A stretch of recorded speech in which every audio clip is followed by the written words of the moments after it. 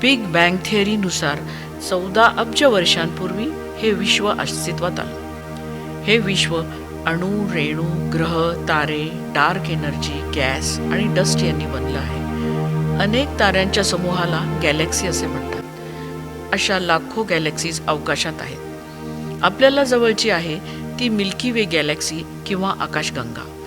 हे नाव पडण्याचं कारण की ती काळ्याशार अवकाशात एक दुधाळ रंगाच्या पट्ट्यासारखी दिसते. आपली सूर्यमाला किंवा सोलार सिस्टीम तिच्यात वसली आहे. या मिल्की वे गॅलेक्सीला फक्त एकदा प्रदक्षिणा घालण्यासाठी आपल्या सोलार सिस्टीमला 24 कोटी वर्ष लागतात. या सूर्यमालेत 8 ग्रह आहेत. आकारमानानुसार number 1 Jupiter, number 2 Saturn, number 3 Uranus, number 4 Neptune, number 5 आपली सगळ्यांची पृथ्वी, 6वा व्हीनस, 7वा मार्स आणि नंबर 8वा मर्क्युरी आहे.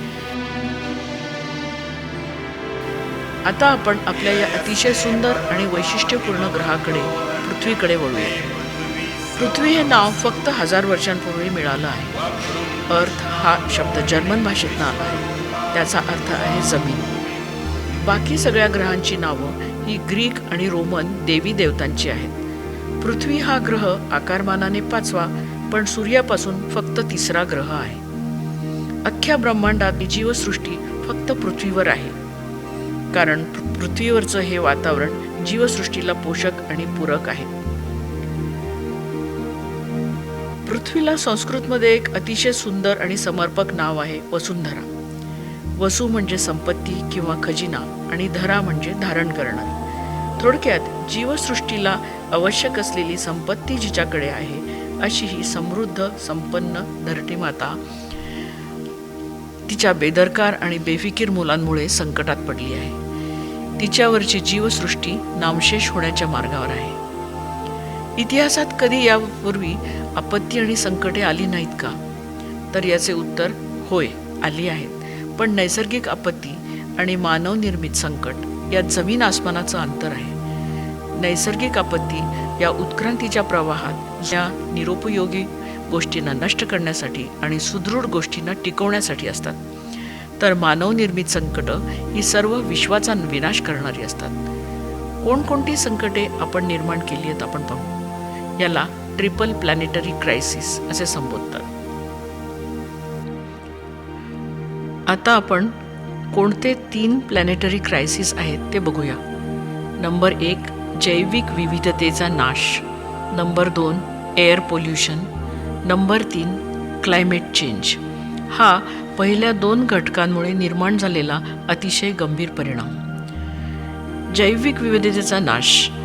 आपली इकोसिस्टीम प्रचंड तणावाखाली आहे.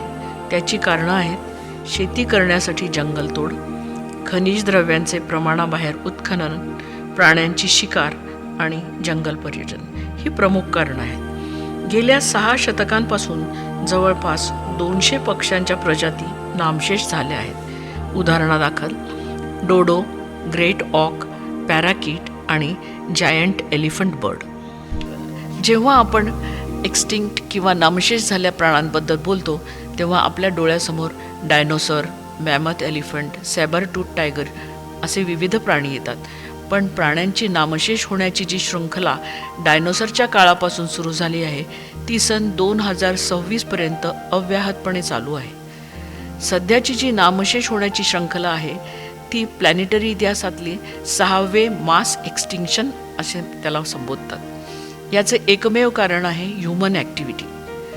International union for conservation of नेचरच्या रेड लिस्टनुसार 1/3 म्हणजे जवळजवळ 48,000 पेक्षा जास्त प्रजाती नामशेष होण्याच्या मार्गावर आहेत.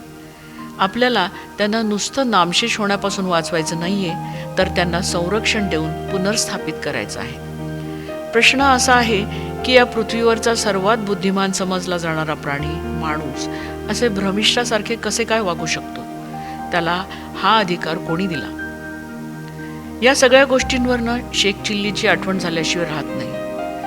उत्तर भारतामध्ये लोककथेमध्ये प्रसिद्ध असलेल्या या पात्राभोवती अनेक दंतकथा रचलेल्या आहेत. त्या नुसत्याच मनोरंजनात्मक नसून बोधकथा आहेत. मला वाटतं लहान मुलांचं निमित्त करून त्या पालकांनी वाचाव्यात म्हणून लिहिल्या गेल्या आहेत. त्यातलीच ही एक कथा. एका छोट्याशा गावात शेख चिल्ली राहत होता. साधासुधा, निर्मळ मनाचा, पण अतिशय भोळा भाबडा. छोटी मोठी कामं करून त्याचा संसार ओढत होता. त्याची एक विशेषता होती की तो काम करताना दिवसाढवळ्या स्वप्न बघायचा आणि स्वप्नांच्या नगरीत हरवून जायचा. एकदा तो नेहमीप्रमाणे जंगलात लाकडं तोडायला गेला आणि लाकडं तोडताना स्वप्नांच्या नगरीत हरवून गेला. ती लाकडं विकून तो पैसे कमवणार होता, मग घर घेणार होता, लग्न करणार होता. स्वप्न रंगण्याच्या नादात ज्या फांदीवर तो बसला होता तीच त्याने कापून टाकली. परिणाम, तो जमिनीवर कोसळला. त्याची सगळी स्वप्ने हवेत विरली. आपलेही असेच होणार आहे.